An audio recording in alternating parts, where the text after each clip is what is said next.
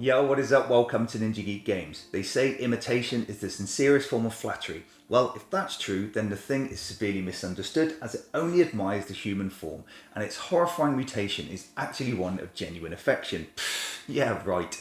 The Thing Infection at Outpost 31 is a hidden role horror game based on the 1982 cult classic film. Here, a group of researchers are holed up in the Antarctic, which apparently is lovely this time of year, when they come into contact with a hostile alien life form that can imitate the crew. Once discovered, the creature mutates into hideous forms, scattering the crew so no one really knows who's been infected. Cue copper wire and blood sample. The game starts midway through the movie where players are aware of possible imitations but have no idea who to trust. That is until you work your way through the compound completing investigations in small teams trying to escape. While the non-infected are genuinely trying to support investigations, the imitations severely hinder these tasks and the human players need to work out who they can trust before boarding the helicopter. To do this, you'll need to collect vital equipment, battle monsters and put out fires before the compound loses structural integrity, and in order to do that you'll have to work closely with everyone. So grab your flamethrower, rope and petri dishes, and if you see a human head running around with giant spider legs, run fast. The board represents a compound of Outpost 31 separated into various rooms within 3 different sectors. The first thing you'll need to do is select the captain, where each player rolls 2d6 with the player who rolls the highest taking the token. This is the objectives tracker where you'll store room chips to open up the compound, and this is the infection tracker where you'll place the computer mini on space 0. Note that this board is double-sided dependent on the number of players in the game. At this time I'll also place the thing minis on the appropriate sector level. As the contagion increases during the game, you'll move this marker up the infection track and carry out any consequences. You'll need to separate the character cards by department, where the captain is the first player to choose the character they want to play. When selecting a character, it must be from the stack with the highest remaining cards left. So the captain can choose from any deck, and in my experience, they'll always choose McCready. The next player will have to choose from one of these 2 stacks, and so on.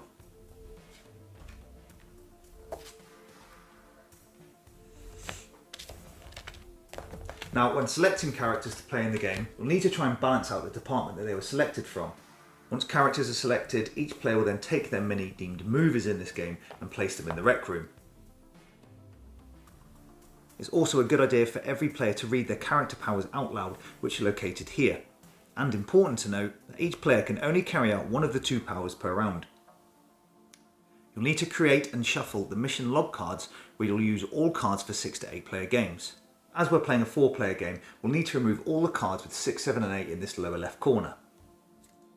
Gear cards are placed alongside the board and separated into rope, dynamite and flamethrower stacks. These are the room chip tokens. On one side they'll show an item like gear or a monster that you'll need to attack, and on the other is the sector to which this token belongs. You'll need to mix them and separate them by sector type, and then place 1 token in each room for the corresponding sector.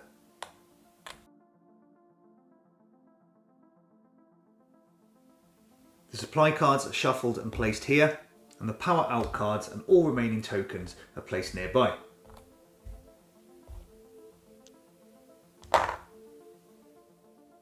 To complete setup, each player then draws 5 supply cards and places them hidden on their character board.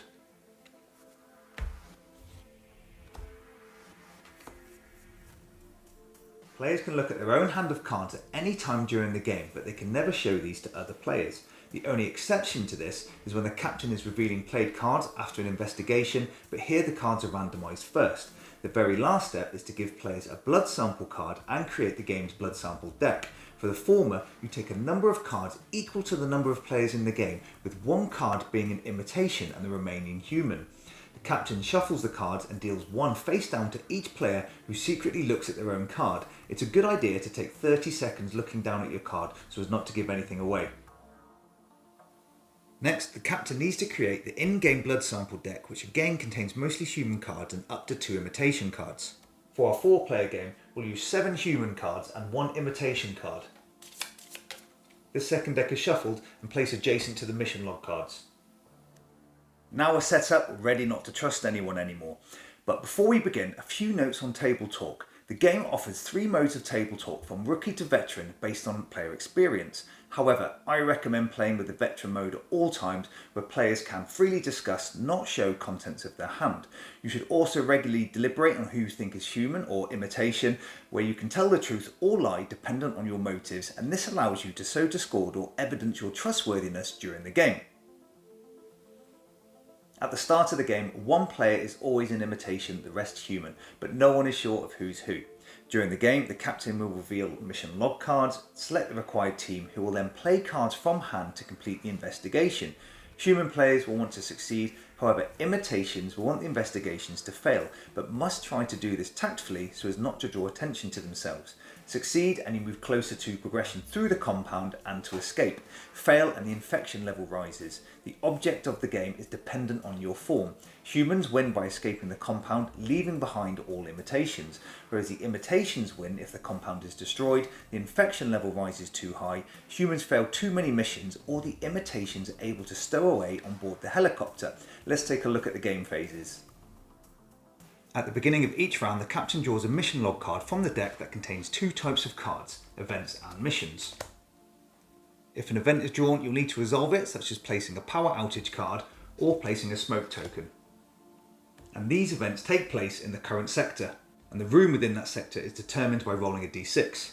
For power outages, place a power out card in the affected room, and for smoke, you simply place a smoke token in the affected room. And both of these will have adverse game effects later.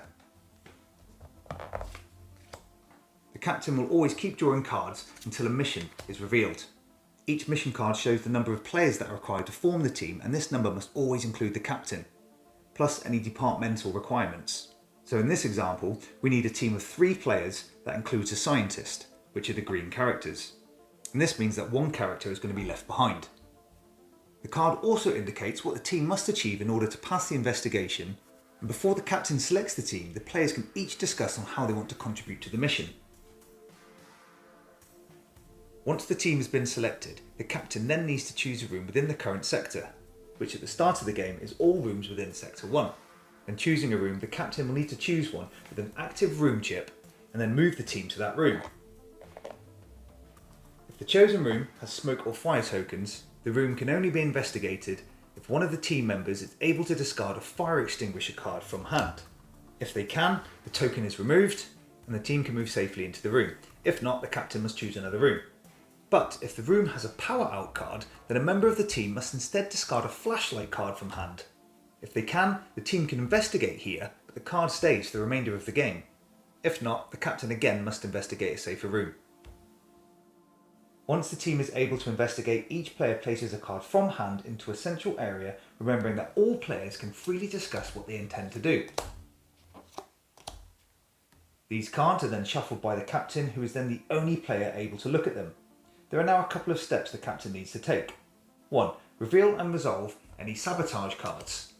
Most require a player to discard specific cards, some are a lot worse. Who put this in here, I wonder? The captain may also discard any card from the pool to draw another one from the supply. But you have to ask yourself, did the captain purposely discard a valued card? Remember that the captain needs to resolve any new sabotage cards that are drawn. Then the captain needs to reveal the pool of cards to all players and check the requirements of the mission. Some missions require the pool to contain a particular type of card, whereas others require the captain to gather a pool of dice equal to the total sum indicated on the cards, up to a maximum of 6 dice. They will then need to roll the pool and check the requirements again. If the team pass, they can then take a look at the room chip to see what equipment, if any, they have found. If it is gear, the captain takes the matching gear card into their play area. The captain also checks if this gear chip matches one of the requirements on the objective tracker for that sector, placing it in the matching slot. If the room chip shows discard, then each team member on investigation can discard a card from hand to draw another back from the supply. But if the room chip shows the thing, you have discovered a muted monstrosity to fight and must first place the thing mover of the appropriate sector level into the room with the team. For battle, all the players on the investigation team again hand in one card face down to the captain, who shuffles them without looking. In an ideal world, you want to ensure you play cards with the high dice values on them, but sadly this won't be the case. Just like an investigation, any sabotage cards in the pool are revealed and played out, plus the captain can choose to discard one card and draw from the supply. The captain then reveals the pool of cards to the team, and then collects a number of dice equal to the sum of the values on all cards, up to a maximum of 6, and rolls them. Depending on the level of monster, the captain must roll 3 of a kind or 4 of a kind, and each monster level dictates the number of rolls that you can take. For instance, a level 1 monster requires 3 of a kind with an allowance of 3 rolls. So in this example, I've rolled 5 dice to try and defeat this monster. During each roll, you can choose to keep die and roll others, trying to get your 3 of a kind. Even swapping out dice you put aside in an earlier roll. 1, 2, 3 within 3 rolls. Therefore, in this scenario, I've successfully defeated the level 1 monster.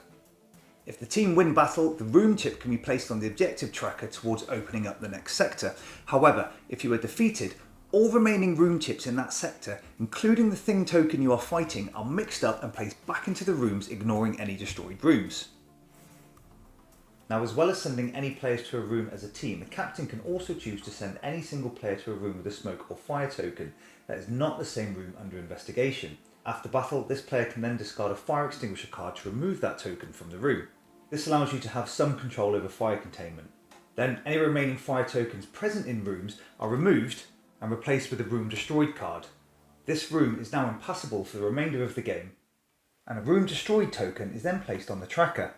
If this track ever reaches this area, the humans lose the game, so be warned. You can reveal the room chip present in the destroyed room, noting that if you lose 2 of the same chips in any one sector, you are unable to fulfill the objectives to open up the next sector and lose the game. Whether passing or failing a mission, or winning or losing a battle against the thing, all players then return to the rec room. Any player who left the rec room this round can draw supply cards until they have 5 in hand, but those that are left behind in this room can discard a card and draw. Now the team check the contagion level, where if the team either failed an investigation or lost in battle, then infection is spread and the computer mini is moved up 1 space. Each level shows a different directive that you must follow, such as placing smoke tokens or power outage cards in your current sector.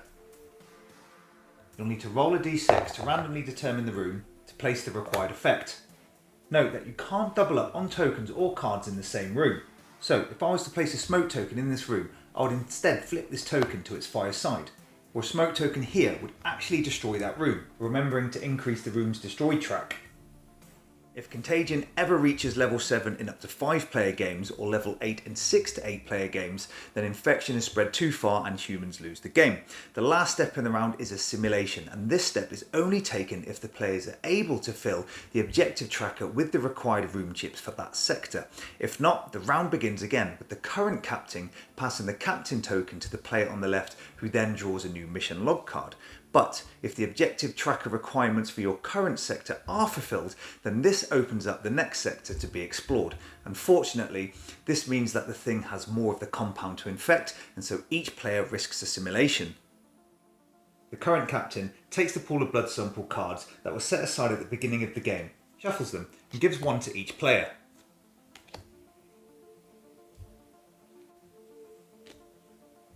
Players then secretly look at their blood sample cards and must return 1 face down following these rules. If a player has 2 human cards, they return 1 and are safe, for now. If an imitation receives another imitation card or a human card, they remain assimilated and must return 1 imitation card or the human card.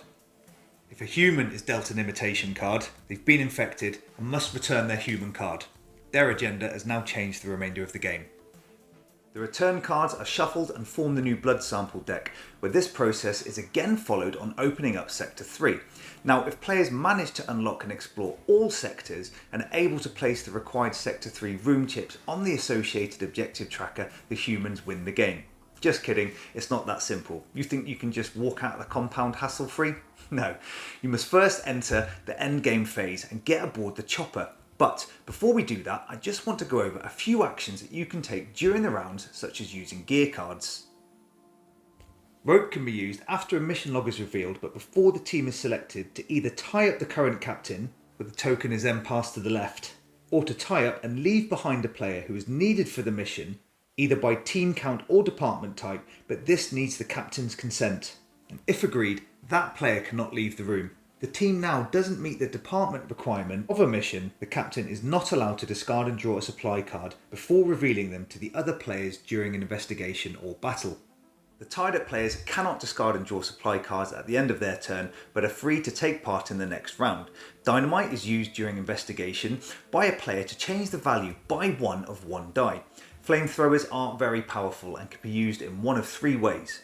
If the gear card shows 2 remaining uses, after mission log is revealed, 1 use can be granted to force another player to secretly reveal their blood sample card to the weapon holder.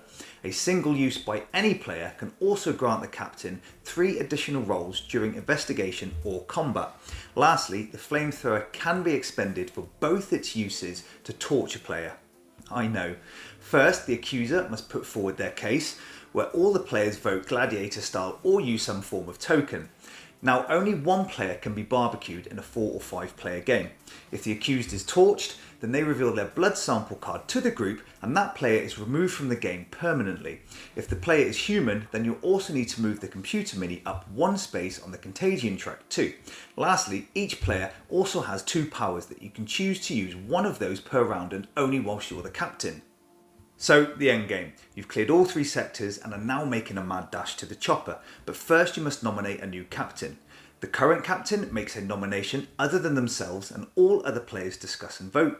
If agreed, then that player receives the token. If tied or a no, then the player to the current captain's left is able to nominate someone new. Once agreed, the new captain has an important task ahead of them.